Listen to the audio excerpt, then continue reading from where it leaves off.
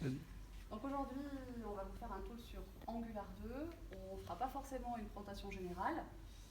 On va essayer de vous montrer un petit peu ce qu'il y a sous le capot et de vous montrer que voilà, même la stack JavaScript, il y a plein de choses intéressantes qui se passent dessus et on parlera beaucoup de performance. Alors moi je m'appelle Agnès Crépet, j'ai cofondé une boîte qui s'appelle Ninja Squad avec Cédric et Cyril qui est ici. Je fais 2-3 trucs aussi dans une école qui s'appelle l'école des mines, quelques cours de web, tout ça. Et puis je fais partie également de Duchesse France, c'est une asso qui travaille pour la visibilité des femmes à profil technique dans l'informatique. Et donc moi c'est Cédric, bonsoir à tous. Je suis donc cofondateur aussi de Ninja Squad, je suis développeur, je viens du monde de Java à la base, plutôt côté back-end, et puis maintenant je fais pas mal de JavaScript, quasiment que ça même. Et donc voilà, on est tous les deux membres de Ninja Squad. Le truc le plus sympa dans la boîte c'est probablement le logo. Et les poneys. Et on fait des poneys tout le temps. Donc Ninja Squad, juste en 2 mots, c'est une boîte qu'on a montée sur inspiration coopérative. Voilà, un homme ou une femme, une voix, etc. Et on se laisse du temps, au moins un jour par semaine, pour pouvoir faire de la veille, des choses qui nous plaisent, des projets associatifs. La comptabilité, tout ça. La compta. Et notamment, on s'implique dans une conférence, donc Cédric et moi, on l'a cofondée, il y a maintenant 7 ans. 7 ans. Donc Mixit, c'est une conférence qui a lieu une fois par an à Lyon. L'objectif de cette conf, à la base, c'était de mixer des profils non-tech, des gens qui font de l'agilité, Club Agile Rhône-Alpes, avec notre meet-up dont on s'occupait tous les deux, qui s'appelle le Lyon Java User Group. Et voilà, notre objectif, c'était de mixer un peu les gens. C'est pour ça qu'il y avait le mot Mixit. Et on a une autre volonté également, c'est de mixer des gens différents. Donc qu'il y ait plus de filles, qu'il y ait plus de gens de cultures différentes qui soient représentés. Ce qui n'est pas forcément simple. Et il y a des crêpes à volonté. Ça, c'est cool. Ça sera le 20 et le 21 avril 2017, la prochaine édition. Ouais.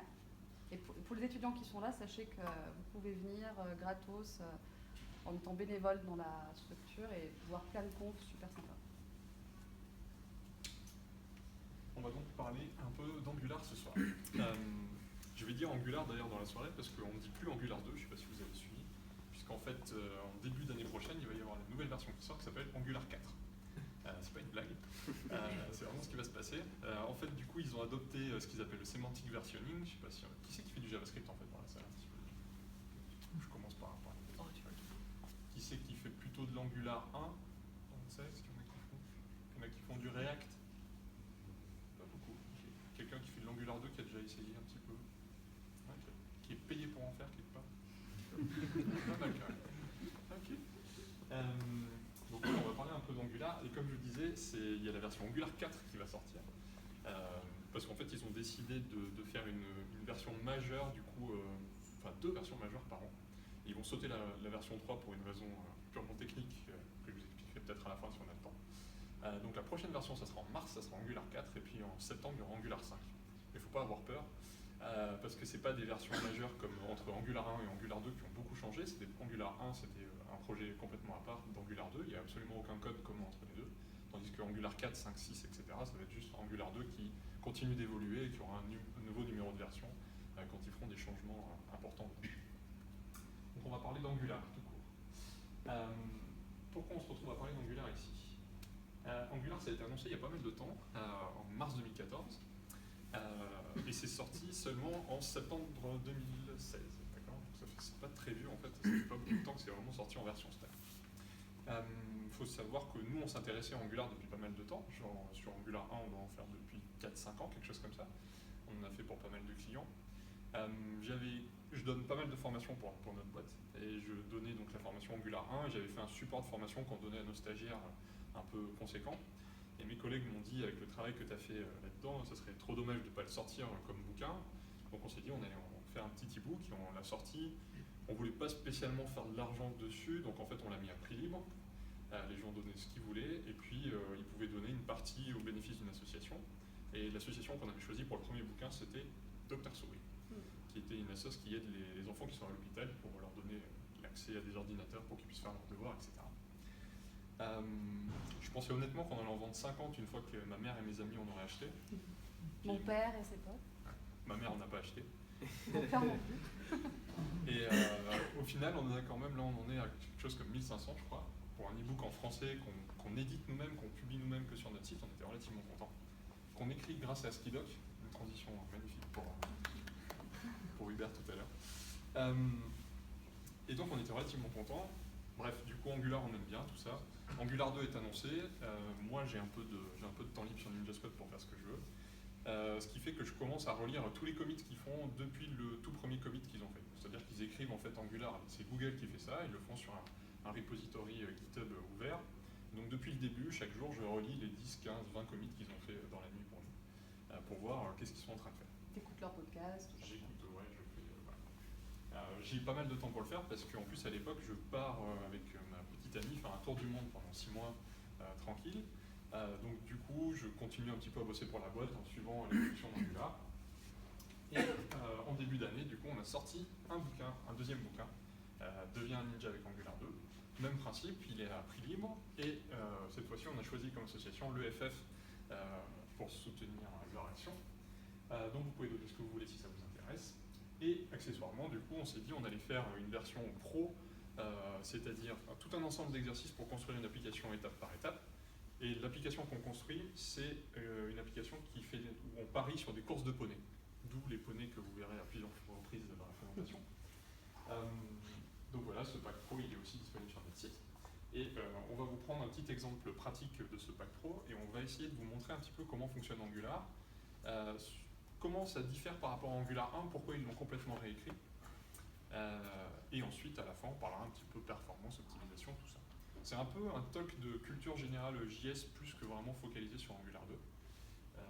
Et Agnès va d'abord commencer par vous expliquer un petit peu, elle va nous faire une petite introduction sur présenter une application Angular 2. Tout à fait. Ensuite, on parlera de tout ça. Ouais. Alors, donc en 10 minutes, montre en main, je vais essayer de vous parler, de vous introduire Angular 2. Donc Angular 2, ça vous permet de faire des applications single page, tout simplement, avec plusieurs types de langages. Donc soit ECMAScript, je vais passer l'édition. Même, donc soit ECMAScript 5, c'est sûrement la version de JavaScript que vous devez utiliser. Elle est bien, pourquoi pas, mais on ne vous conseille pas de faire ça. Les personnes qui ont développé le framework Angular 2, vraiment, ils ont fait en sorte de pouvoir bénéficier de tout ce qu'apporte la nouvelle spécification ECMAScript 6, donc nouvelle version de JavaScript, avec notamment la notion de module, de classe. On peut enfin faire des classes en JavaScript. La nature dynamiquement typée du langage, elle est cool, sauf que voilà, ça peut être bien aussi de disposer de classes. On reviendra avec TypeScript là-dessus. On peut également faire des promesses, des arrow functions. Tout ça, ça nous simplifie plein de choses au niveau de l'écriture, notamment des callbacks. On peut avoir des block scope variables, des variables de type block scope, donc ça vous évite le hoisting JavaScript, donc avec le mot-clé let, et on peut avoir également des vraies collections, set et map. Donc vraiment, ce qu'on peut vous dire dans l'application d'Angular 2, c'est de bénéficier de tout ce qu'on peut faire avec ECMAScript 6. Et il n'y a pas que ECMAScript 6, il y a également la possibilité d'utiliser TypeScript. Alors qui c'est qui fait du TypeScript? Qui en a entendu parler dans la salle? Okay. Donc TypeScript, c'est un langage qui est sorti par Microsoft. Donc Microsoft, on voit qu'il change un peu quand même ces dernières années. Tu veux que je parle plus fort? C'est ça? Tu as des places devant ça. Donc TypeScript, c'est un langage qui est sorti il y a quelques années par Microsoft, qui est assez récent. Et c'est un mec qui s'appelle, alors j'écorche toujours son nom, mais Andreas Herzberg. Et ce mec-là, il a un peu plus de 50 ans et il a plusieurs choses à son actif. Il a été lead dev de Turbo Pascal, de Delphi. Il a créé le framework .NET et le langage C#. Donc a priori, c'est un mec qui connaît 2-3 trucs, quoi. Et aujourd'hui, donc, il est derrière TypeScript. Derrière TypeScript, il y a le fait d'avoir des types. Et c'est ce que j'ai tout à l'heure sur JavaScript. C'est cool d'avoir un langage de même identité, mais c'est aussi bien d'avoir des types. Pourquoi c'est bien d'avoir des types? Parce qu'on peut faire de l'analyse statique de code via votre IDE, on peut faire de l'autocomplétion, on peut faire plein de choses qui vont vous simplifier quand même l'écriture de votre code. L'injection de dépendance, tout ça, je ne rentre pas dans les détails. Et avec TypeScript 1.5, on a l'arrivée des décorateurs. Les décorateurs, on y reviendra dans les exemples de code qu'on montrera juste après. Mais c'est le même principe que la notation en Java, Python, etc. Et ça vous permet d'avoir des métadonnées sur votre code. Et ça, donc ECMAScript 6 lié à TypeScript, on verra ce que ça peut nous apporter dans Angular 2. On peut également faire du Dart avec Angular 2. Quelqu'un fait du Dart? Est-ce que quelqu'un a entendu parler de Dart? Ok, donc Dart, c'est un langage qui est proposé par Google. Ils ont un gros projet, Dart Angular 2, qui est quand même le projet AdWords. Et bon, voilà, a priori ça marche. Mais on ne va pas en parler ce soir parce que je pense que tout le monde s'en fout. Il n'y a pas grand monde qui fait du Dart en dehors de chez nous. Ouais, à une époque, ça pouvait aller 2-3 ans différents, mais aujourd'hui, je pense pas que ce soit vraiment intéressant d'en parler. Alors, derrière l'approche d'Angular 2, il y a le fait de se dire que tout est composant. Alors, c'était déjà un peu le cas dans Angular 1, mais vous n'étiez pas forcément obligé d'écrire des composants, ces fameuses directives, pour ceux qui connaissent. Là, vraiment, aujourd'hui, vous avez une orientation composant de votre application. Donc, votre application, c'est plus un bloc unique, un gros template. C'est plutôt plein de petits templates qui correspondent à des composants. Et quand vous commencez à coder votre application, vous devez vous interroger sur de quoi elle est composée. Je vais avoir un composant menu, un composant footer, un composant plutôt métier, si on fait des poneys qui courent, il y aura des composants courts de poneys, composants poneys, etc. Et tout ça, c'est très inspiré des web components, donc il y a une spécification en cours de normalisation auprès du W3C, qui n'est pas encore tout à fait respectée, implémentée par tous les navigateurs, mais en tout cas, c'est vraiment la même orientation. Et les web components, ça existe déjà, donc il y a quand même une pléthore de composants qui sont déjà disponibles sur le site customelements.io depuis 2006, si mes souvenirs sont bons. Et l'objectif, ça remplit un petit peu notre doux rêve de développeur de pouvoir réutiliser des composants sur étagère et pouvoir les réimplémenter dans votre application. Google, forcément, a plein d'exemples de composants réutilisables, des composants Google Maps, etc. Vous pouvez facilement intégrer dans vos applications. Et le jour où l'aspect Web Component sera un peu plus implémenté dans le navigateur, ce sera encore plus cool. Mais en tout cas, derrière la volonté, derrière la logique des notions de Web Component, on retrouve le fait d'avoir toujours un template pour écrire votre vue, votre page, et une logique métier. Et Angular respecte ça. Donc en gros, quand vous écrivez des composants Angular, vous devez commencer par écrire votre template et après votre logique métier. Si on reprend l'exemple de notre super appli, on va voir un petit peu comment votre application elle peut être organisée dans un arbre de composants. Donc en fait, tout ce qu'on voit ici suppose un composant derrière. Donc comme je le disais juste avant, on va avoir un composant course de poney, on va avoir un composant poney, on va pouvoir gérer des événements sur chacun de nos composants. Quand on clique sur un poney, on va lui permettre d'aller plus vite. Il y a une forme qui change, une vue qui change, et ça va avoir un comportement différent qu'on va pouvoir gérer. Et donc toute votre application, elle est vue comme un arbre de composants, un composant principal, qui est l'application en elle-même, comme Racer, et qui s'appuie sur plein de petits composants, notamment un composant course qui lui-même va s'appuyer sur plusieurs composants connectés.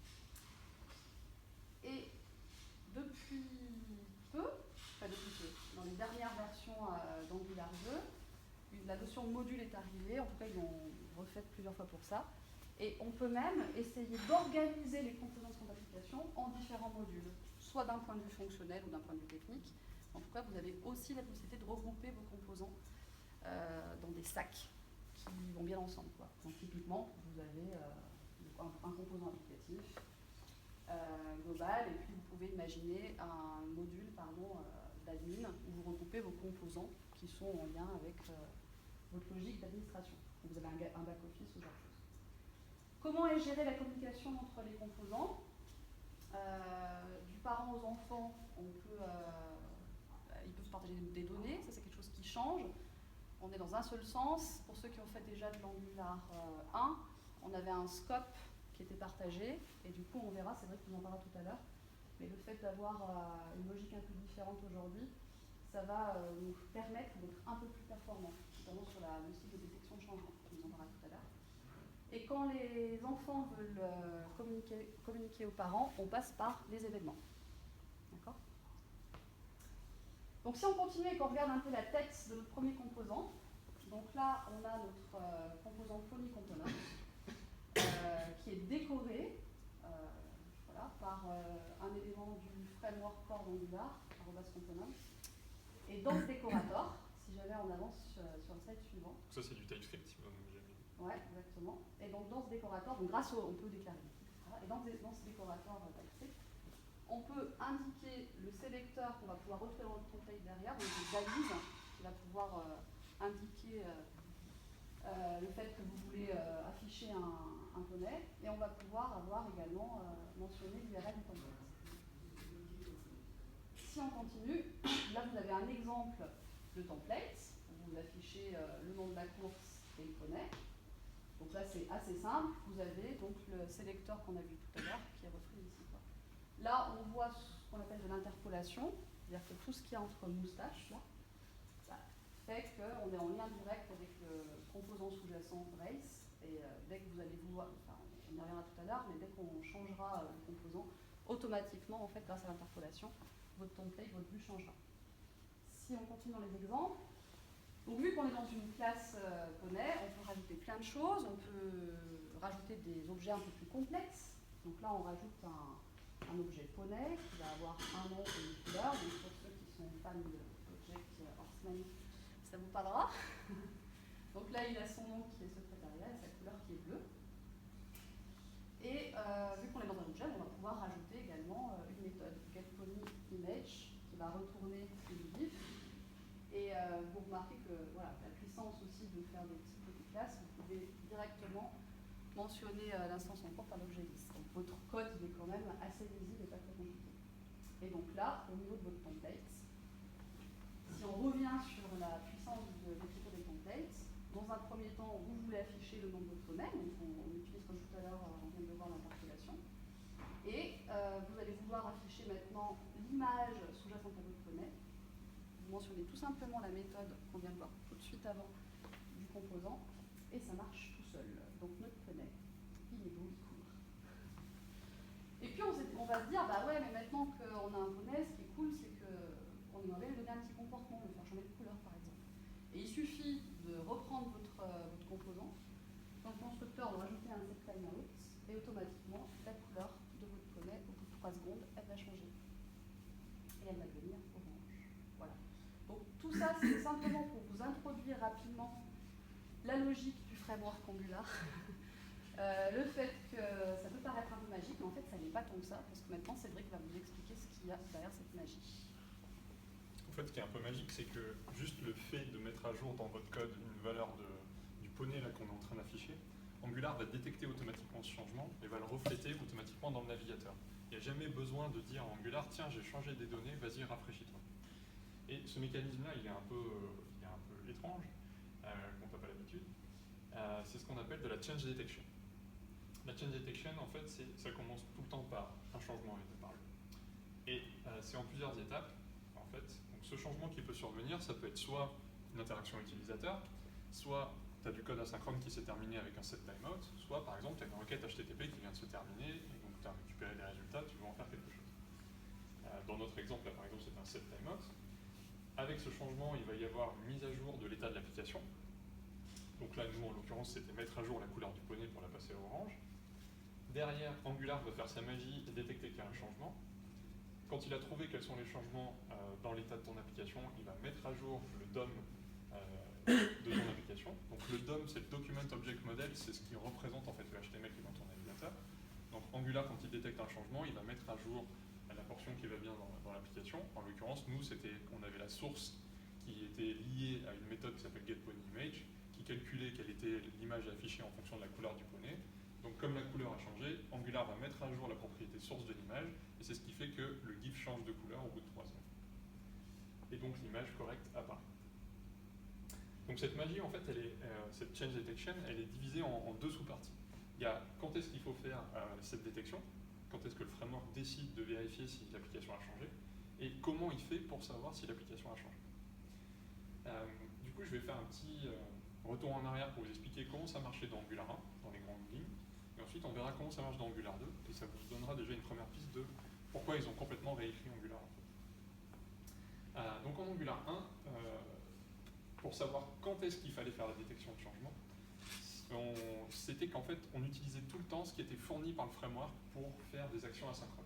Par exemple, si vous vouliez faire une requête HTTP, il fallait utiliser quelque chose qui était fourni par Angular, qui était un service spécial qui s'appelait $HTTP. Si tu voulais faire une action asynchrone avec un timeout, tu ne pouvais pas faire un set timeout du navigateur, tu étais obligé d'utiliser le service qui était fourni par Angular, qui s'appelait $timeout.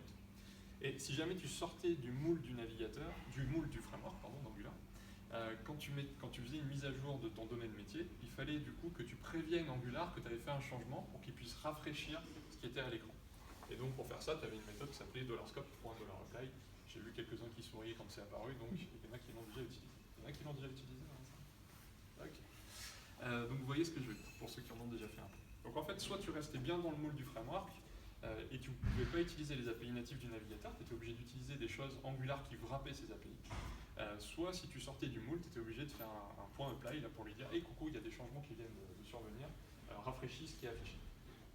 Donc ça, c'était la partie quand. Ensuite, il y a la partie comment. Comment on fait Angular pour savoir s'il y a des choses qui ont changé dans l'application.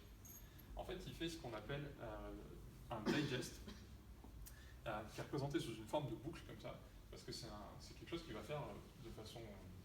Ils veulent faire ça de façon répétée à chaque fois qu'il y a un changement. Je m'explique.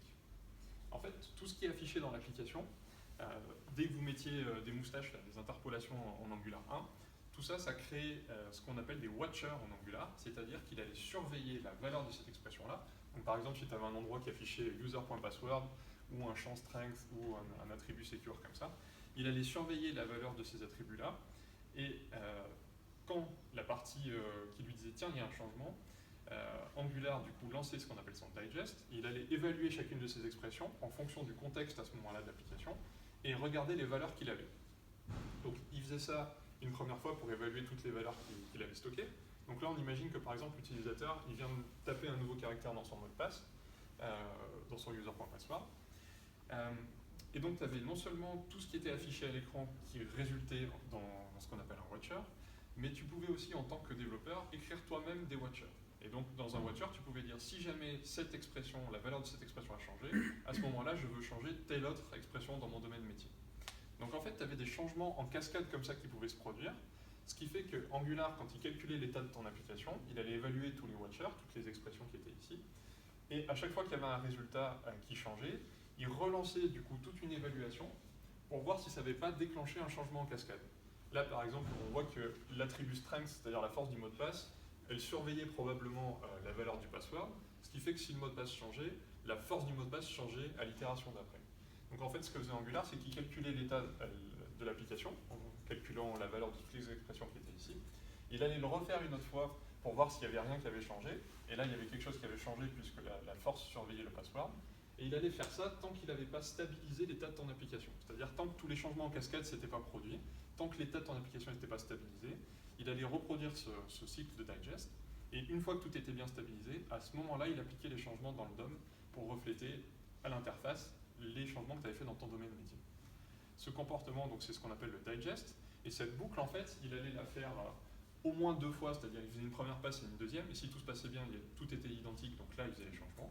Mais comme il pouvait y avoir des changements en cascade, il allait peut-être le faire 2, 3, 4, 5, jusqu'à 10 fois au maximum. Et si au bout de 10 fois, il y avait toujours des changements, Angular claquait une exception en disant tu as probablement une boucle quelque part qui fait que l'expression A met à jour B, met à jour C, qui met à jour A, et il n'arrivait pas à stabiliser l'application. Mais sur une application de taille à peu près standard, c'était assez fréquent que tu aies à peu près 500 watchers, c'est-à-dire 500 choses dynamiques à l'écran. C'est vraiment une métrique, c'est pas quelque chose de volontairement exagéré. J'ai pris une de nos applications, j'ai pris un écran standard et j'ai regardé combien il y en avait. Et c'est quelque chose d'assez fréquent que j'ai vu chez différents clients. Donc tu pouvais avoir à peu près 500 expressions qui allaient être calculées 4 à 5 fois à chaque fois parce qu'à cause des changements en cascade, comme je vous disais, cette boucle elle se faisait plusieurs fois. Donc tu te retrouvais avec, on va dire, 2000 évaluations qui se faisaient. Il faut bien voir que ça se faisait à chaque fois qu'il y avait un changement dans ton application. Donc genre quand ton utilisateur il entrait un nouveau caractère dans un champ, clac, ça relançait 2000 évaluations dans le navigateur. Et la première fois que j'ai vu quelque chose comme ça m'a semblé un peu dingue. C'est-à-dire que tu te rends compte qu'à chaque fois que tu tapes un caractère, ton navigateur il recalcule 2000 expressions dans ton application, c'est un peu bizarre. Mais les navigateurs modernes sont en fait hyper rapides, ce qui fait que globalement ça se passe généralement bien. Mais on a tous plus ou moins croisé des product owners qui essayent de te faire recoder Excel dans le navigateur. Et du coup, tu te retrouves avec un tableau de 20 colonnes, 200 lignes, avec des expressions dynamiques qui changent en cascade. Et là, forcément, du coup, Angular, il commençait à ramer serré. C'est d'ailleurs l'une des choses qui lui était reprochée, c'est-à-dire que je pense que les gens qui connaissaient mal ces modèles de fonctionnement et qui essayaient de faire de l'Angular un peu naïvement se retrouvaient à taper un peu les limites de fonctionnement.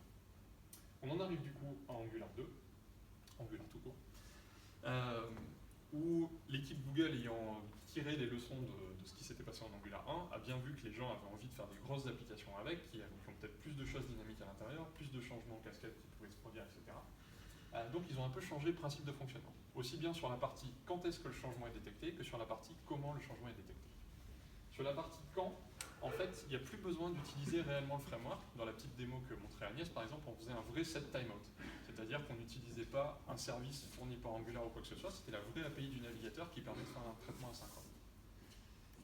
Derrière, en fait, pour qu'Angular soit au courant qu'il y a eu un changement qui s'est passé, ça utilise une librairie qui s'appelle Zone.js. C'est aussi fait par l'équipe Google. C'est la première chose que tu charges dans ton application Angular 2. Et le but de Zone.js, ça va être de patcher en fait chacune des API asynchrones du navigateur pour la remplacer par la version de Zone.js qui ne fait que déléguer au navigateur derrière. Donc en fait, toi, quand tu fais un set timeout dans ton application Angular 2, en fait, tu appelles le set timeout de Zone.js qui ne fait que déléguer au navigateur derrière le vrai set timeout, mais qui en fait connaît le cycle d'exécution du navigateur. Donc il sait quand est-ce que le set timeout a expiré. Et il émet une sorte d'événement que Angular peut écouter pour se dire ah bah tiens, il y a un changement asynchrone qui vient de se passer, donc il faut que je fasse ma détection de changement. Donc il n'y a plus besoin en fait de faire des scope.apply comme on faisait en Angular 1, il n'y a plus besoin d'utiliser tous les services qui sont fournis par Angular, parce que derrière, en fait, même si tu écris du code complètement asynchrone, avec les vraies API du navigateur, Zone.js va interpréter ça au final et notifier Angular qu'il y a eu un changement. Donc la partie quand a pas mal changé, et la partie comment change aussi. Parce que maintenant, nos applications, elles sont sous forme d'arbres comme ça. Et comme le disait Agnès, c'est plus comme en Angular 1, où en fait, tu pouvais avoir des changements en cascade, comme je vous expliquais juste avant. Maintenant, en fait, tu as forcément les données qui sont passées du parent vers les enfants, mais les enfants ne peuvent pas modifier les parents, par exemple. Donc ce qui se passe, c'est que Angular, quand il va détecter qu'est-ce qui a changé dans ton application, il va partir du composant d'en haut, il va regarder s'il y a eu des changements, il va descendre aux enfants, aux petits-enfants, etc. Et une fois qu'il a fini la passe, il sait qu'il a terminé, et il affiche les changements dans le DOM directement. Donc on n'a plus les n-passes qui se font comme en Angular 1, où tu peux avoir 4 ou 5 évaluations.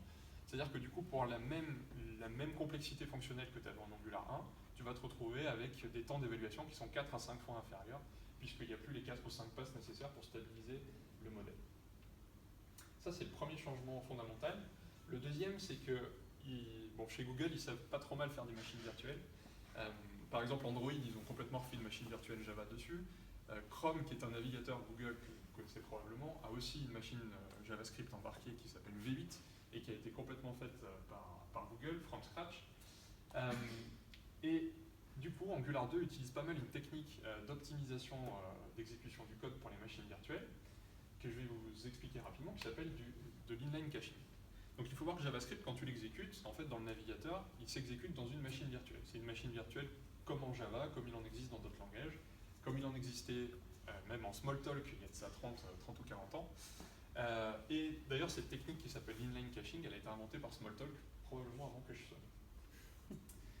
Ce que c'est l'inline caching, c'est qu'en fait, quand tu vas exécuter du code comme ça dans une machine virtuelle, une fonction qui dit bonjour au nom de la personne que tu as passée en paramètre, jusque-là je pense que tout le monde suit, cette fonction, quand elle va être exécutée par le navigateur, ce qui se passe, c'est que la machine virtuelle, elle reçoit donc l'adresse en mémoire de l'objet personne, et elle a besoin d'accéder à l'attribut name de cette personne.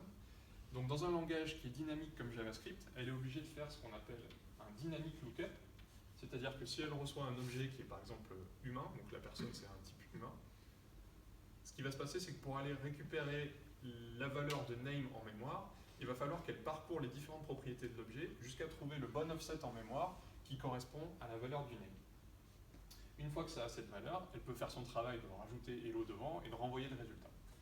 Cette partie qui s'appelle un dynamic lookup, c'est quelque chose qui est relativement long, Donc les machines virtuelles de tous les langages, que ce soit en Java, en JS, etc., vont stocker cette valeur, c'est-à-dire que l'offset qui correspond à la propriété name de l'objet qui a la forme humain, elle va le stocker dans un cache, d'où le nom caching. J'étais trop vite. Voilà. D'où le nom caching. Et donc le cache, il ressemble à quelque chose comme ça. La machine virtuelle a un cache par méthode où elle sait que si tu as passé un objet qui a la forme humain, que tu accèdes à la propriété name, l'offset à aller chercher, c'est celui-ci. Si le cache, il n'a qu'une seule entrée, c'est ce qu'on appelle un appel monomorphique, c'est-à-dire qu'en fait, les objets qui sont passés, ils ont tout le temps qu'une seule forme, monomorphique. Si jamais tu passes de nouveau un objet humain à ta méthode greetings, ce qui va se passer, c'est que cette fois-ci, plutôt qu'aller faire un dynamic lookup pour trouver l'offset en mémoire qui va bien, elle va utiliser directement la valeur qui est dans le cache et renvoyer le résultat, et ça, c'est beaucoup plus rapide. C'est genre à peu près 10 fois plus rapide d'après ce que dit Google. Ce qui se passe, c'est que si jamais tu rappelles ta méthode greetings, cette fois-ci avec un objet qui a une forme différente, par exemple un animal. À ce moment-là, la machine virtuelle est obligée de refaire un dynamic lookup parce que elle ne connaît pas cette forme encore dans son cache, donc elle fait un dynamic lookup, elle trouve le nouvel offset pour cette nouvelle forme d'objet, et elle va stocker cet offset-là. Donc le cache, cette fois-ci, il aura deux entrées. C'est ce qu'on appelle un appel polymorphique parce qu'il peut recevoir plusieurs formes d'objets. Et ça, c'est un petit peu plus long qu'un appel monomorphique qu'on a vu avant. Et si jamais, en fait, tu appelles cette méthode avec un troisième type de personne, donc il y a les humains, il y a les animaux, et le troisième type, c'est les managers. Du coup, si tu appelles cette méthode greetings avec un manager, ce qui se passe, c'est que la machine virtuelle fait encore un dynamic lookup pour trouver l'offset, mais en fait, au bout d'un moment, elle laisse tomber le fait de stocker parce qu'elle se dit que ça va lui coûter plus cher de parcourir le cache à chaque fois que d'aller chercher la propriété à la demande. Donc en fait, au bout d'un moment, le cache n'existe plus, il est pété, et c'est ce qu'on appelle du coup des appels mégamorphiques. C'est ce qu'on appelle des appels mégamorphiques, c'est-à-dire que les objets peuvent avoir tellement de formes que la machine virtuelle ne peut plus optimiser l'appel. Et ça, c'est beaucoup plus lent. Ce que je vous disais, les appels monomorphiques, c'est les plus rapides, ils peuvent aller jusqu'à 10 fois plus vite que des appels mégamorphiques, par exemple. Donc tous les gens qui font du JS, qui font des frameworks, les gens qui bossent sur Node.js, pour ceux à qui ça parle, les gens qui font React, les gens qui font Angular, les gens qui font tous les frameworks que vous connaissez, ils essayent de faire en sorte que le code qui est exécuté par ces frameworks-là soit toujours monomorphique et jamais mégamorphique. Mais le problème d'Angular 1, c'est qu'en fait, Angular 1, il avait une méthode qui lui servait à évaluer ces fameuses expressions, ces watchers dont je vous parlais tout à l'heure. Ils étaient tous évalués par une méthode qui s'appelait eval dans le framework, qui recevait l'expression et un contexte. Et ce fameux contexte, là, c'est le scope d'Angular 1. Et ce scope, comme il changeait tout le temps de forme, en fait, les appels d'Angular 1, ils étaient tout le temps mégamorphiques. Donc en fait, tu avais ces 2000 évaluations qui étaient faites tout le temps dans la même méthode, et ce code-là n'était pas optimisé pour les machines virtuelles JavaScript, ce qui fait que le code était relativement lent. Ça allait quand même assez vite, mais c'était quand même du code relativement lent. Du coup, quand ils ont fait Angular 2, ils se sont dit, on va faire un petit peu mieux. Et ce qui se passe, c'est que Angular va générer en fait du code pour chacun des composants de ton application. Il va générer dynamiquement du code au démarrage de ton application, qui va être spécifiquement fait pour évaluer s'il y a eu des changements dans ce composant-là. Ça génère du code qui ressemble à quelque chose comme ça. En fait, par exemple, pour le pony component qu'on avait là tout à l'heure, ça va générer un bout de JS, un objet JavaScript dynamiquement, avec une méthode qui s'appelle detect internal changes, qui reçoit le composant en question que tu veux vérifier, donc notre instance de pony component. Et ce qui se passe, c'est qu'on avait un bout de code dont en fait, on avait une image dont la source était liée au résultat de getPonyImage. Donc ce que fait Angular, il génère ce bout de code dynamique là, où il génère qu'il va aller chercher la nouvelle valeur de getPonyImage sur le composant. Il va regarder si la nouvelle valeur est différente de la dernière valeur qu'il avait stockée. Et si c'est le cas, il va exécuter cette instruction DOM là, où il va aller mettre à jour la propriété source de l'image avec la nouvelle valeur. Et il va stocker la nouvelle valeur à la place de l'ancienne valeur. Et donc pour chaque chose que tu fais dynamiquement dans ton template, en fait Angular parse ces templates au démarrage et génère en fait du code JavaScript comme ça derrière, sur mesure pour chacun des composants. Ce qui se passe ensuite, c'est qu'à chaque fois qu'Angular va évaluer les changements dans ton application, comme il appelle ces classes, ces objets JavaScript qui ont été faits sur mesure, ça c'est que des appels monomorphiques qui sont faits, et donc ils sont beaucoup plus rapides en Angular 2. Donc en Angular 2, 3, 4, 5, 6, les changements, la détection de changements en fait va aller beaucoup plus vite parce que tu n'as plus les cycles qui sont faits comme avant, et en plus chacune des évaluations va beaucoup plus vite qu'avant. Ce que je vous disais donc, c'est qu'au démarrage de ton application, Angular, il compile en fait tous les templates que tu as fait, donc tous les bouts de HTML que tu as collés, il les compile et il génère du JavaScript dynamiquement à chaque démarrage de l'application. Et si tu ouvres la console Chrome de ton application, là tu peux voir quelle est la consommation du CPU JS au chargement d'une application. Et tu peux voir que sur une application Angular 2, généralement ça met pas mal de temps à démarrer. Donc il y a un temps de démarrage normal, c'est-à-dire qu'un navigateur, quand il reçoit du JavaScript, il faut qu'il le parse, il commence à l'exécuter, donc ça c'est normal. Mais en Angular 2, en plus, du coup au démarrage, tu as toute cette phase de génération de JavaScript dynamique qui se fait quand il parse les templates. Et donc tu as tout un bout, 400-500 millisecondes, là, qui sont rajoutés pour générer ce code dynamiquement. C'est pas forcément un problème, ça dépend un peu des applications que tu fais. Mais il y a des gens pour qui le démarrage d'une application, c'est quelque chose qui est très important. Si par exemple tu fais des sites e-commerce, on sait que si le site met trop de temps à se charger, les utilisateurs se lassent et ils partent chez un concurrent. Et globalement, tu as les sites genre Amazon, tout ça, ils font de gros efforts pour que le temps de chargement de la page et d'affichage de ta page soit le plus court possible. Et donc bien sûr, Google, ils se sont dit que c'était pas forcément une super bonne idée de rajouter une demi-seconde ou une seconde au démarrage de chaque application et qu'à chaque fois que tu fasses F5, en plus, ça soit refait systématiquement. Sachant que ça, c'est sur un navigateur Chrome, sur un MacBook que tu payes 4000 €, mais tu fais ça sur un téléphone un peu ancien, bah, du coup, forcément, ça va mettre encore plus de temps parce qu'il y a encore moins de ressources sur le téléphone, etc. Donc ce mode de génération de code au démarrage de ton application, c'est pas le seul mode d'Angular. Tu as un autre mode qui s'appelle de la compilation en avance de phase, quoi, ahead of time, à opposer à la génération au démarrage de l'application qu'on appelle just in time. Le just in time, en fait, c'est ce dont je vous parlais, c'est-à-dire que quand tu codes, toi tu fais des fichiers TypeScript et des fichiers HTML.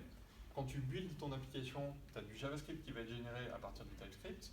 Et au démarrage de ton application, dans le navigateur, Angular parse le HTML et génère du JavaScript. Et tout ça est exécuté ensuite. Ça, c'est le mode just in time. Et l'autre mode qui permet d'optimiser un peu tout ça, c'est ce qu'on appelle la compilation ahead of time. Et là, pour le coup, tu vas écrire donc, toujours ton TypeScript et ton HTML quand tu es en dev, si ce n'est que là, maintenant, tu compiles à la fois ton TypeScript et aussi ton HTML quand tu es en train de construire ton application. Et ça se fait plus au runtime. Et en fait, le HTML, il va d'abord commencer par générer du TypeScript avant d'ensuite de générer du JS. Pourquoi on fait ça?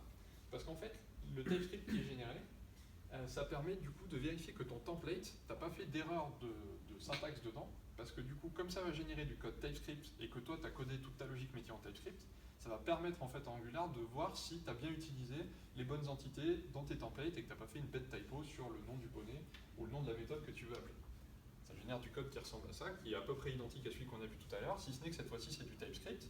Et donc en fait, là, il va savoir que component c'est un pony component, qu'il a bien une méthode qui s'appelle getPonyImage, ce qui fait que si dans ton HTML tu t'étais trompé et que tu avais fait une typo dans le nom de la méthode, à la compilation de ton application, tu aurais une erreur qui te dirait bah, tu as un template qui est invalide. Si vous avez déjà fait de l'Angular 1, vous savez probablement que c'était assez pénible de se rendre compte de ce genre d'erreur, parce qu'en fait tu les voyais que quand tu étais dans le navigateur, et encore si tu étais sur la bonne page qui affichait le problème que tu avais. Là en fait maintenant c'est tout compilé en même temps que ton code applicatif, donc en fait au build tu sais si tous tes templates de ton application sont valides. Donc ça c'est le premier avantage, et ensuite donc, le TypeScript génère du JavaScript, et c'est tout ce JavaScript que tu envoies à ton utilisateur. Ce qui fait que en fait, ton application elle va démarrer plus vite, puisque toutes ces classes dynamiques JS sont déjà générées, elles n'ont pas besoin d'être générées à chaque fois que ton utilisateur il charge la page. Donc tu raccourcis ton temps de chargement pas mal.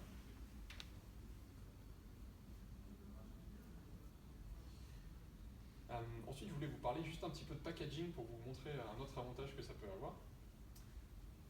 Si tu faisais une application Angular 1, et puis dans la plupart des frameworks ça fonctionne comme ça, tu avais une page HTML de base, et dedans tu allais mettre du coup les différents scripts que tu voulais embarquer dans ton application, donc la librairie Angular est minifiée, les librairies tierces que tu veux utiliser, et puis ton code applicatif à toi.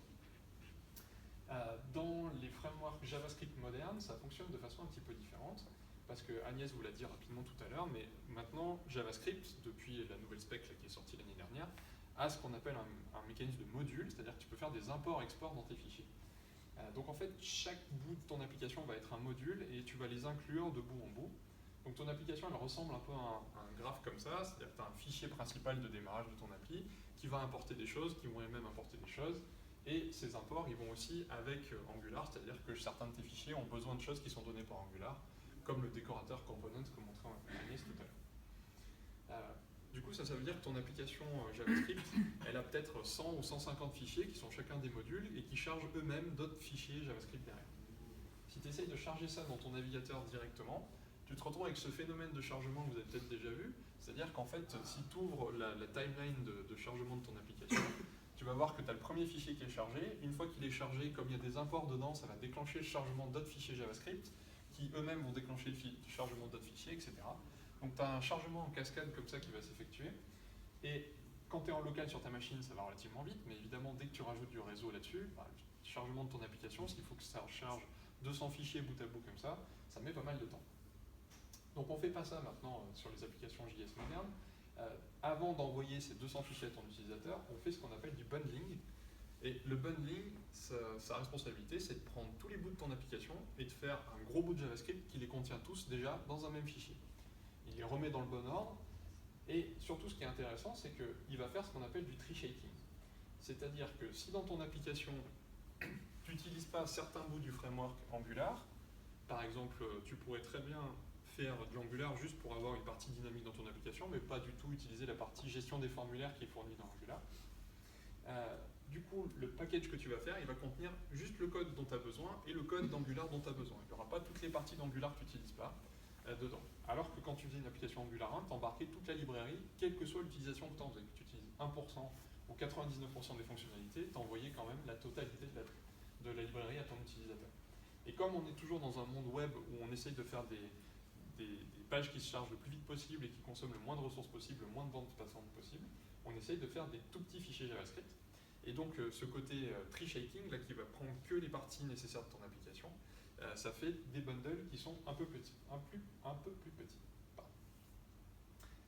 C'est d'autant plus le cas si tu fais ce mode ahead of time, parce que ça veut dire qu'en fait, tu ne vas pas avoir besoin d'envoyer le compilateur de template Angular à ton utilisateur. Et c'est pas rien, parce qu'en fait, ça représente à peu près 40-50% de la taille d'Angular qu'on envoie à l'utilisateur. Donc quand tu es en mode just in time, tu envoies, je vais dire une bêtise, mais tu envoies 100K à ton utilisateur d'Angular, et quand tu es en mode ahead of time, où tu as déjà précompilé tes templates, tu n'envoies que 50K d'Angular à ton utilisateur. Le côté tree shaking est encore plus poussé quand tu fais la compilation ahead of time, parce que Angular, c'est exactement ce que tu vas utiliser. Si il est obligé d'attendre la génération de code dans le navigateur pour parser tes templates, il ne peut pas savoir en avance de phase si tu as utilisé des bouts du formulaire d'Angular ou pas. Puisque ça se trouve, quand il va parser le template, il va tomber sur un truc formulaire, donc il aurait besoin d'envoyer le code des formulaires. Si tu as pré-généré le code au moment de ton build en mode ahead of time, il sait exactement ce que tu utilises du framework, donc il envoie que ce qu'il faut au final. Par contre, le JS qui va être généré par ces templates HTML quand ils sont parsés, il peut éventuellement être plus gros que les HTML en eux-mêmes, parce que ça génère plein de code dynamique, comme je vous ai montré. Et ce code dynamique, pour l'instant, ils sont en train de travailler dessus, mais pour l'instant, ça peut générer du code qui prend plus de place que si tu avais envoyé les HTML à l'utilisateur. Donc, est-ce qu'on peut faire quelque chose qui soit à la fois rapide à démarrer et pas trop?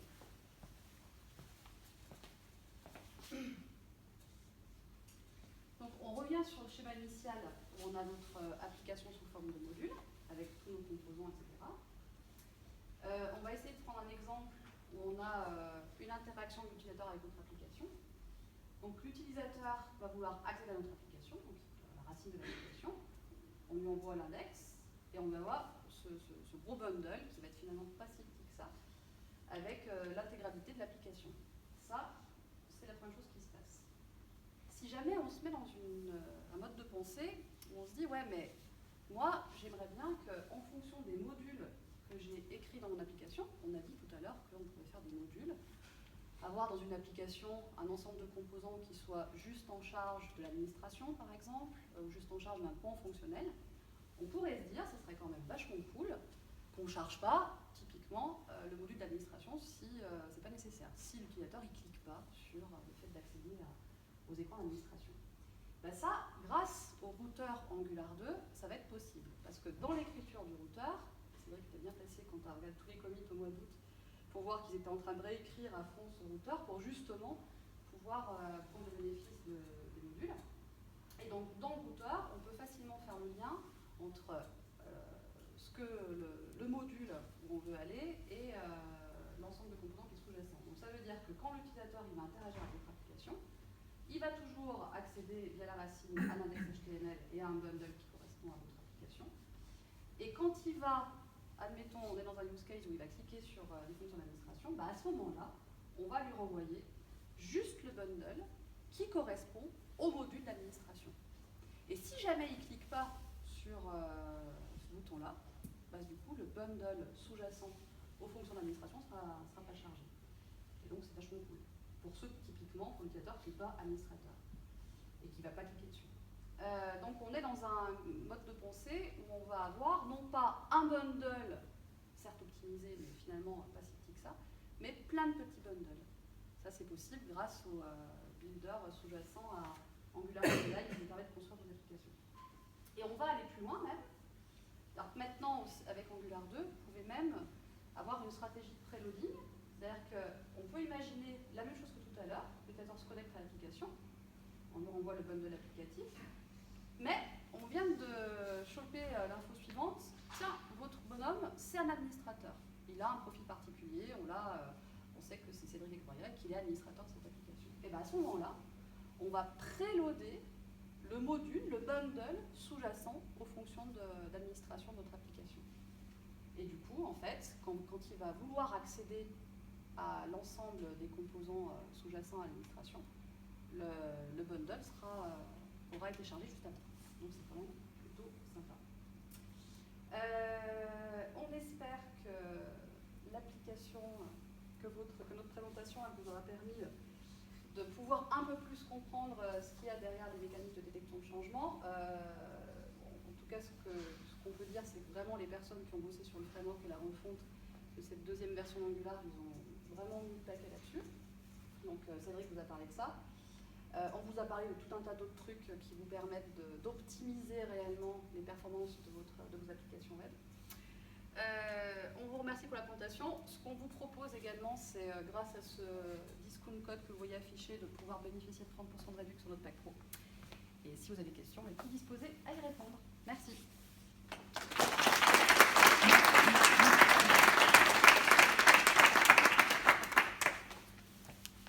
Vous avez des questions? Vous avez faim? On peut manger, on peut en discuter à table aussi. Dans Angular 1, il y a cette phase des nested views avec les nested views d'Angular. Ouais. Yes. J'ai un peu de mal à voir comment on peut avoir la même approche avec les composants, c'est-à-dire tu déclares ta première vue, puis tu n'as qu'une partie de ta page qui change, donc tu ne recharges pas tous tes composants, tu gardes le même état. Ouais, ça existe toujours, c'est-à-dire que dans le nouveau routeur, ils ont intégré ce comportement-là qui était dans le UI router, j'imagine, ce que tu veux dire. Tu as quand même ce comportement-là, c'est-à-dire que tu peux avoir des vues hiérarchiques, c'est-à-dire ton routeur, il va dire pour telle URL, j'affiche tel composant, et en fonction d'une autre partie de l'URL, à l'intérieur de ce composant, il va afficher une autre sous-partie que tu aurais définie. Ça existe toujours. Okay. Parce que je ne l'ai pas vu en fait par défaut et c'est un peu déçu. Je t'expliquerai ça si tu veux, mais c'est pas compliqué.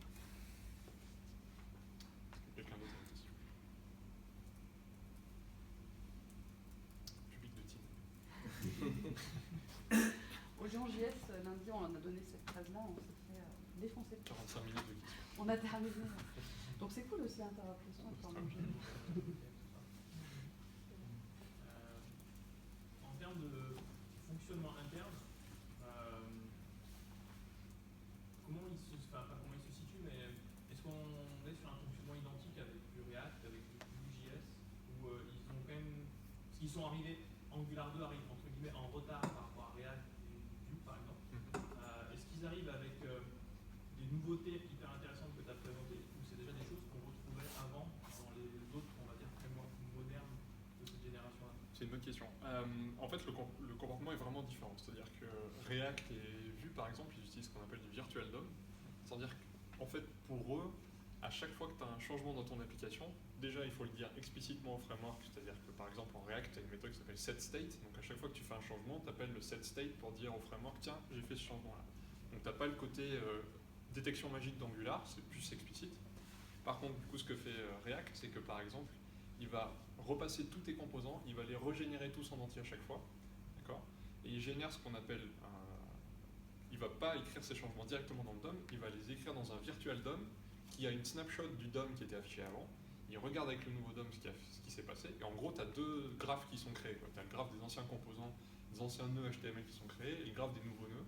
Il fait une différence pour voir ce qui s'est passé, et il va vraiment appliquer que cette différence-là. Angular, c'est pas tout à fait pareil, parce que du coup, ils n'ont pas ce comportement virtuel DOM. Eux, ils génèrent exactement les instructions DOM nécessaires à chaque changement que tu peux avoir dans ton application. Donc genre, ils savent que si tu as dit que la source de ton image est dynamique et elle est liée au résultat de telle méthode, ils génèrent le code qui fait que si le résultat de la méthode change, ils mettent à jour la propriété source. Donc, cette génération de code justement dynamique qui fait exactement. Et en termes de performance, c'est difficile de savoir s'il y a vraiment une solution qui est au-dessus de l'autre. On n'est pas sur le même concept en fait. C'est pas le même concept. Voilà. Exactement. Ouais, non, mais je pourrais en parler 2 ou 3 heures de ce genre de truc, c'est pas React fait des compromis sur certaines choses parce que parcourir 2 arbres pour voir leur différence minimum entre elles, c'est un algorithme qui, même dans les papiers de recherche, le meilleur truc que tu peux faire, c'est du O de n cube. C'est-à-dire que si tu as 1000 composants, il faudrait 1 milliard d'opérations pour trouver le chemin minimum pour mettre à jour de passer de l'arbre A à l'arbre B. Donc évidemment, c'est pas quelque chose qu'ils font. Donc en fait, ils font plein d'approximations pour dire si tu as tel truc qui a changé, ils scratchent toute la partie de l'arbre pour la recréer, quoi. Même si tu n'as qu'un tout petit truc qui a changé, tu vois. Angular, c'est pas pareil, parce qu'ils vont essayer de conserver au maximum tout le DOM qui est affiché et juste mettre à jour la propriété qui change ou le bout de texte qui change en fonction du changement que tu as fait. Donc en fait, tu dois avoir des use cases où il y en a un qui est meilleur que l'autre, forcément. Mais voilà, les approches sont différentes. C'est une très bonne question. En termes de pérennisation, d'utilisation du framework, c'est-à-dire le ratio entre le temps de l'apprendre et le temps où il sera obsolète, tu situes comment par rapport à Angular 1? Parce que tu as déjà parlé d'Angular 4, 5, 6, même si tu as dit qu'avec le sémantique versionning ça changeait. D'un point de vue de développeur qui investit dans la formation d'une équipe, l'annonce d'Angular 2, moi, m'a beaucoup surpris, surtout qu'il y avait d'autres langages, on passait de JavaScript à TypeScript, en préconisation. Je trouve que le coût pour une petite équipe a l'air assez élevé. Est-ce que j'ai tort? Alors, avant que tu répondes, je vais donner l'œil moins expert que Cédric sur Angular. Moi, j'ai fait les deux, donc Angular 1, Angular 2. Angular 1, honnêtement, toute la partie directive, j'ai trouvé ça compliqué. Beaucoup plus compliqué que ce qui est proposé ici sur la logique composant qui est native dans l'approche du framework. Donc j'ai moins galéré sur cette partie-là en Angular 2. Je trouve que quand je suivais Cédric qui écrivait le livre, j'essayais de comprendre tout le contenu sous le capot qu'on vient de vous présenter ici. Ça, effectivement, voilà, c'est pas forcément facile à apprendre, mais sur une utilisation développeur du framework, je trouve presque que c'est plus facile en fait, Angular 1. Et c'est pas un mythe, quoi. C'est pour vraiment l'avoir vécu. J'ai pas beaucoup développé en Angular 1. Mais... Pour ta question, j'ai envie de dire bienvenue dans le monde JavaScript. C'est-à-dire qu'apprendre un outil qui dure plus de 3 ans ou 4 ans, ça n'arrive pas tous les jours. Ça change hyper vite. Il y a toujours des nouveaux concepts qui émergent, etc. Je pense que Angular est resté quand même pas mal de temps. Angular 1, ça a été 7 ans. Hein. Tu t'es peut-être mis un peu sur le tard, mais ça a duré 7 ans et ça avait certaines limites. Ça n'empêche pas que tu puisses continuer à l'utiliser. Hein. C'est pas parce qu'ils font Angular 2 qu'Angular 1 n'existe plus. C'est-à-dire qu'Angular 1, ça convient très bien à plein d'entreprises qui ont des applications qui sont massivement utilisées en Angular. Après, partir sur des nouvelles applications, tu peux considérer plein d'alternatives. Je pense que React ou Angular 2 sont clairement les deux nettement favoris là-dedans. Ils sont pas partis pour faire Angular 2 et l'arrêter l'année prochaine. C'est-à-dire, voilà, Angular 4, Angular 5, s'ils annoncent ça, c'est parce qu'il y a déjà des choses qui sont planifiées. C'est juste de l'évolution. C'est-à-dire que tout ce qu'on a montré là, la syntaxe et tout, ça sera exactement la même. C'est juste qu'ils sont en train de changer. Ils essayent de faire des choses qui sont de plus en plus optimisées. Genre, le code qui va être généré, il sera différent, tout ça. Mais en fait, toi, en tant que développeur, normalement, ça ne devrait pas changer ta vie. Et je pense que le plus gros gap pour se mettre en Angular 2, mais même à React, c'est la même chose, c'est que le nouvel écosystème JavaScript qui fait qu'il faut connaître soit ES6, soit TypeScript, tous les outils qui sont à côté, Node, le bundling, tout ça, c'est toutes ces étapes-là qui sont difficiles à monter. Et les frameworks en eux-mêmes, React ou Angular, c'est pas forcément la grosse partie de la complexité du problème. Je pense que ceux qui font des applis pro et qui utilisent ces outils, j'en vois plusieurs qui opinent de la tête, donc je pense qu'ils sont d'accord. Globalement, c'est l'écosystème JS moderne qui bouge extrêmement vite avec plein d'outils de build, etc. qui changent régulièrement, qui est difficile à suivre. Les frameworks en eux-mêmes, c'est quasiment les pierres les plus stables que tu as dans l'écosystème actuel. Donc après, fais du React ou du Angular, je ne saurais quoi te conseiller, mais je pense que ça vaut le coup de d'en apprendre au moins un des deux, pour ne serait-ce que la culture personnelle de développeur JS. Mais ouais, c'est monter les marges de l'écosystème que je trouve plus compliqué que vraiment apprendre les frameworks en eux-mêmes. par contre, dans les points positifs, on a essayé de vous montrer que les concepteurs de Angular 2 privilégient énormément ECMAScript 6 et TypeScript. Moi, ça m'a quand même un peu changé ma vie de Newbie.js, quoi. Là, je suis vraiment plus développeur back-end que front-end. C'est Angular 2 qui m'a fait dire, putain, c'est cool de faire du JavaScript, quoi. Non, mais sans rire, hein. D'avoir des types, des classes, je trouve ça génial, quoi. Il y a peut-être hurler les... Il y a un côté très structuré, très proche on fait des applications sérieuses, quoi. Ça a un peu changé du côté... on fait du JS un peu comme on faisait du PHP il y a 10 ans, et puis après tu as des frameworks qui sont apparus pour structurer un peu le truc. La JS est un peu dans la même phase d'évolution. Tu faisais du JS un peu en mettant un script, et puis tu mettais des trucs, tu savais pas trop comment ça marchait, mais ça marchait. Et puis là maintenant tu commences à avoir une organisation où voilà, tu fais des choses un peu structurées, tu as des optimisations que tu peux activer derrière, des choses comme ça. Et ce talk-là, on l'a tourné, on va le faire à Stockholm, en fait, à une conférence qui s'appelle JFocus, plutôt des développeurs Java, quoi. Et notre challenge, c'était de dire, regardez, c'est pas que des hipsters, les gens qui font du JS, c'est aussi des choses sérieuses. Et c'est pour ça qu'on parle d'optimisation de performance, etc. Voilà. Moi, en tout cas, je trouve que en regardant un petit peu ce qui se passe derrière, on se rend compte qu'il y a quand même des gens qui ont bossé, quoi. Ce que je trouve marrant dans ce nouvel écosystème, c'est que les gens qui font React ou les gens qui font Angular, derrière, c'est des vrais experts des machines virtuelles, c'est des vrais experts de la génération de code. C'est pas des choses qu'on avait il y a de ça 4-5 ans dans l'écosystème JS où c'était des libs qui faisaient tu faisais du jQuery ou tu faisais des callbacks, tu allais chercher tes petits trucs à la main, tu les mettais à jour. Ce qui fonctionne très bien jusqu'à un certain volume. Mais maintenant, tu as des vrais gens qui font des trucs hyper poussés, où tu as des chercheurs derrière qui essaient de trouver les meilleurs algorithmes de parcours d'arbres, etc. Des trucs que tu vois vaguement à l'école, mais tu sais que tu n'utiliseras toi jamais. Mais il y a des gens qui les utilisent vraiment, quoi. Et je trouve ça assez passionnant. Et André Sersberg, le mec dont on parlait, qui a fait TypeScript, voilà, typiquement, c'est ce que tu dis. C'est l'image même de quelqu'un qui a fait plein d'autres choses avant, des choses qui sont quand même pas si mal. Il y avait déjà une question là-bas. Ouais. Moi, j'aimerais savoir quel est l'intérêt du TypeScript en fait. Parce que vous avez dit que ça servait essentiellement pour avoir du code qui est complètement typé, c'est vrai? Ouais. Et en fait, je ne vois pas quel pourrait être l'intérêt vraiment d'investir dans un script qui est à la base défini pour être dynamique, et puis ensuite mettre par-dessus une couche qui est pour moi, c'est un peu un concept genre comme un émulateur, mais comme je voudrais utiliser un émulateur. Alors, si tu veux, TypeScript, c'est vraiment juste tout le code JavaScript que tu fais, c'est du TypeScript valide, quoi.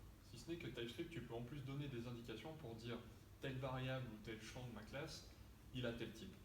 Et ça, en fait, je pense que dans les applications d'entreprise, globalement, des choses où tu as des équipes de 6, 8, 20 développeurs qui bossent sur des domaines métiers qui peuvent être parfois complexes, le fait d'avoir une représentation typée de ton domaine métier, ça veut dire que quand tu as un nouveau développeur qui arrive, tu lui dis tiens, va bosser sur ce bout de code là, il va aller sur le bout de code en question, il va se dire ah bah oui, ok, sur cet objet là, on a toutes ces propriétés là qui sont disponibles.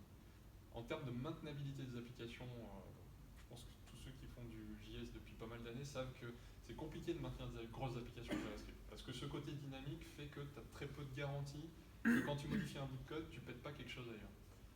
Le fait d'avoir des types veut dire que tu as un compilateur qui va valider la validité de ton programme. Et du coup, tu sais que si tu changes quelque chose dans un type, tu vas voir exactement l'impact que tu as sur ton application. Ça, c'est purement en termes de développeur. Et après, sur l'écosystème en lui-même, les IDE sont absolument incapables de faire de l'inférence poussée sur des choses qui sont complètement dynamiques. Ce qui fait que si tu tentes de faire un contrôle espace pour avoir ton autocomplétion dans ton IDE sur du pur JS, il va te proposer à peu près 2000 choses disponibles.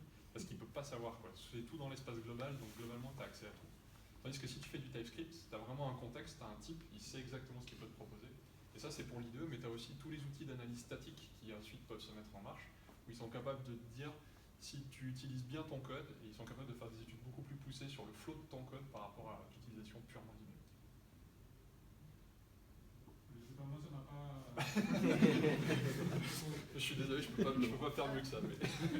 Après, l'injection de dépenses, il y a d'autres choses sur les classes et les types, mais oui. Tu fais quoi comme langage à la base? Je fais un peu de tout, mais là, je travaille surtout en Ruby, en fait. Je travaille surtout en Ruby, voilà. Donc, mais c'est pas lié spécialement en Ruby, hein. C'est juste que... C'est-à-dire que pour quelle que soit la chose, c'est si on veut exploiter le JavaScript, on l'utilise dans le spec du JavaScript. vois, c'est généralement, on va mettre du statiquement typé genre Java, et là, ça va augmenter le fait que du langage soit probablement plus compliqué que tout ça. Alors que le JavaScript, c'est plutôt fort à apprendre. Je vois pas où sont les avantages de JavaScript. Je comprends.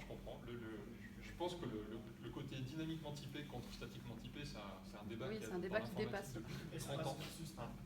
C'est le troll On peut y passer qui la marche soirée toujours. sans trouver vraiment de consensus là-dessus. Et chaque technique a son avantage.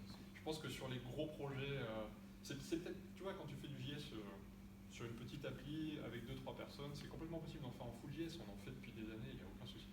Et là, je vois que depuis 2 ans, les clients avec lesquels on bosse qui font du TypeScript, ils en sont hyper contents parce que la montée en compétence n'est pas dure du tout parce que c'est juste du JS qui rajoute des types par-dessus. La complexité est zéro à apprendre. Et par-dessus, ça te rajoute une grande sécurité sur ton code. Voilà. Mais je comprends ton point de vue et j'ai absolument pas l'envie de te convaincre. Moi, mon point de vue, ce serait plutôt de changer l'architecture de l'application maintenant, mais pas d'entrer dans un truc. Je pense qu'on part pas sur les mêmes considérations, mais on en discute après. Il y a pas de souci. Ouais.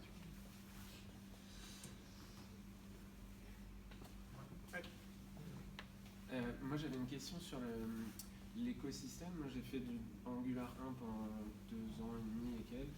Et c'est vrai que chez les différents clients c'était ah ouais c'est génial, on a trouvé tel composant qui fait l'énième data grid, on a le composant qui fait ci, qui fait ça.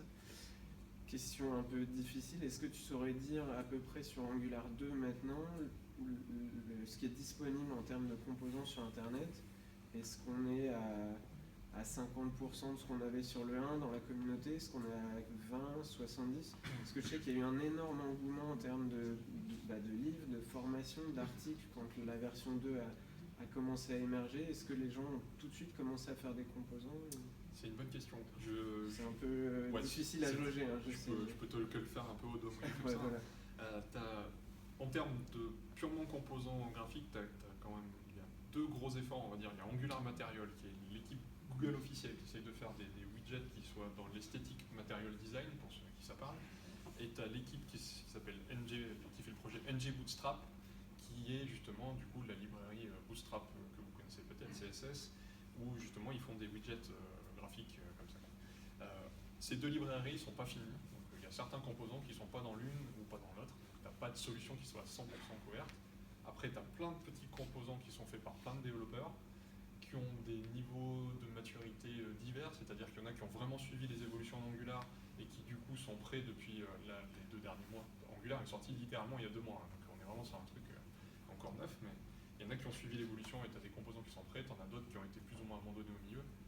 Donc l'écosystème n'est pas du tout encore au niveau de maturité qu'on avait avec Angular 1 en termes de composants graphiques. Après, en termes de librairie dont on aura besoin, il y en aura besoin de beaucoup moins à cause de Zone.js, parce qu'en fait en Angular 1 il y avait besoin d'avoir beaucoup de wrappers autour de plein de choses pour qu'Angular soit au courant de ce qui se passait. En Angular 2 ce ne sera pas le cas. Donc je pense qu'on aura fondamentalement un écosystème qui sera plus petit, parce qu'il y aura moins besoin d'avoir des choses tierces comme ça. Mais voilà, en termes de composants graphiques, je pense qu'on n'est pas encore à la maturité d'Angular. Mais les 2 communautés que tu as citées sont quand même assez... Ça bouge quand même pas mal. On a JB, le 4ème ninja qui est là ce soir, là, qui suit un petit peu ce qui se passe sur NG Bootstrap, et ouais, c'est assez actif quoi. Il contribue, voilà, et puis ouais, selon lui, c'est quand même ultra actif. Pour les clients avec qui on bosse, ils n'ont pas de problème avec ça, c'est-à-dire que les besoins courants sont couverts. Tu as des composants de grid, tu as des date pickers, etc. Si tu as un widget d'une librairie hyper pointue dans un domaine métier hyper pointu, il y a des chances qu'il ne soit pas adapté en Angular. 2 questions et après on ira manger. Okay. La première, est-ce que chez Google, Angular, on appelle Angular maintenant, ouais, va vraiment être utilisé pour de vrai en production au quotidien pour leurs outils à eux, qui assurerait une meilleure pérennité potentiellement en revenant carré. Parce que le 1 qui est moyennement, voire pas vraiment utilisé, c'était des gars qui le faisaient chez Google, mais qui le faisaient, voilà. Là où un React a derrière Facebook qui l'utilise pour de vrai, et on se dit, bon, on va peut-être pas tout casser demain. C'est une très bonne question. Et deuxième question, niveau de tu réponds et on va manger. Vas-y, Qu'est-ce qui en est de l'outillage de test de composants? Ok, cool. 2 très bonnes questions. La première, alors Angular chez Google. Angular 1, ils ont 10 000 applications en interne, entre 9 et 10 000, donc autant dire que c'est beaucoup utilisé. Google a en plus un principe de fonctionnement un peu particulier. En fait, la semaine dernière, j'étais à Paris, par hasard, il y avait le fondateur d'Angular qui était là, j'ai discuté avec lui à un meet-up. Et justement, on discutait pas mal de ça. Et Google a en interne un fonctionnement un peu particulier, c'est qu'ils ont un repository avec tous leurs projets dessus. Donc, vous vous souvenez, il en avait parlé, Pascal. Tu as un répertoire avec tout le code source dedans. Genre, tu as les voitures intelligentes, tu as Gmail, tu as Google Maps, tu as Angular, c'est tout au même endroit. Et ce qui est dingue, c'est que tous leurs projets qui utilisent des dépendances vers des produits Google, ils ne tirent pas une dépendance par un outil de dépendance, ils pointent directement sur le repository du projet en question. Donc tous les projets qui utilisent Angular, ils tournent sur la version master d'Angular. Donc ils ont 10 000 projets, qu'à chaque fois qu'ils font un nouveau commit sur Angular 1, tu as 10 000 projets chez Google qui se rebuildent automatiquement pour voir si ça compile. Donc autant chez React, chez Facebook, tu as React qui est utilisé sur 2 projets, autant chez Google, en fait, Angular 1, à chaque fois qu'il pète un truc, je peux te dire que la CI, elle passe au rouge en entier. Mais c'est marrant, ça a l'air incroyable. La perception publique n'est pas la même en fait. Ouais, ils communiquent peu. Ils communiquaient pas du tout dessus. Et il y a de ça 2 ans, ils avaient genre 5000 applications en Angular 1. L'année dernière, ils en ont encore fait plein. Et là, tu en as pas mal qui commencent en Angular 2. Tous les nouveaux démarrent en Angular 2. Ils sont en train de migrer des 1 vers le 2. Alors, dans les sites publics, je crois pas qu'il y en ait 50, mais genre Google Cloud, de ce qu'ils me disaient, là, ils ont toute une console qui te permet de configurer ton cloud Google. C'était en Angular 1 et maintenant c'est partiellement en Angular 2 parce qu'ils sont en train de le migrer petit à petit. Et là, ils ont une centaine d'applications a priori en Angular 2 en interne qui sont en train de démarrer. Avec des projets qui vont de quelques développeurs à AdWords qui le fait en Dart, donc, et où AdWords, ils sont 50. on en a parlé au début. Ils sont 50 devs. C'est de l'Angular 2, quoi. Donc dire que c'est... Puis AdWords, bon, Ça, c'est une 50 milliards de dollars par an, quoi. Donc ça, c'était la première question que j'espère avoir répondu. Et la deuxième, du coup, c'était le test. Les tests, c'est une très bonne question. Je suis hyper fan de ce qu'ils font dans Angular 2. Dans Angular 1, tu avais déjà un effort qui était fait sur la testabilité des applications. J'essaie de me lancer dans une réponse pas trop longue pour qu'on puisse aller. En fait, dans Angular tout court, tu as le principe d'injection de dépendance qui fait que tu peux tester vraiment ce que tu veux dans ton application et tester en isolation. C'est-à-dire que du coup, tu dis je teste mon composant en lui donnant que des fausses données et au moins comme ça, tu es sûr qu'il dépend de rien d'autre. Donc ça, c'est un premier point. Ça existait déjà dans Angular 1. Et dans Angular 2, surtout, ce qu'ils ont rajouté, c'est que tu peux tester facilement le rendu d'un composant. C'est-à-dire que tu peux, dans ton test unitaire, dire je crée mon pony component, je le rends graphiquement, et ensuite tu peux faire des assertions sur ce qui a été rendu, mettre à jour l'état de ton composant et vérifier que ça a bien changé ce que tu voulais dans le template. Donc en fait, tu as une vraie maîtrise sur ce qui est affiché, alors qu'en Angular 1, c'est un petit peu plus compliqué de tester ce genre de choses. Ça, c'est fourni de base. C'est fourni de base. Tu fais des tests JavaScript normaux et tu as une classe utilitaire fournie par Angular pour faire la partie spécifique Angular. Juste pour compléter, quand tu dis rendu, c'est rendu HTML ou c'est rendu graphique avec éventuellement comparaison en fonction du navigateur C'est un rendu, en fait, tu peux tester le HTML qui est généré, mais tu fais tourner ton test dans un navigateur. Par défaut, généralement, on fait tourner que dans Chrome, mais en fait, rien ne t'empêche de les faire tourner dans tous les navigateurs que tu supportes, si tu as la CI qui va bien pour faire tourner tout ça derrière, et du coup, tu verrais si tu as des comportements différents dans les différents navigateurs. Merci de votre attention. Merci.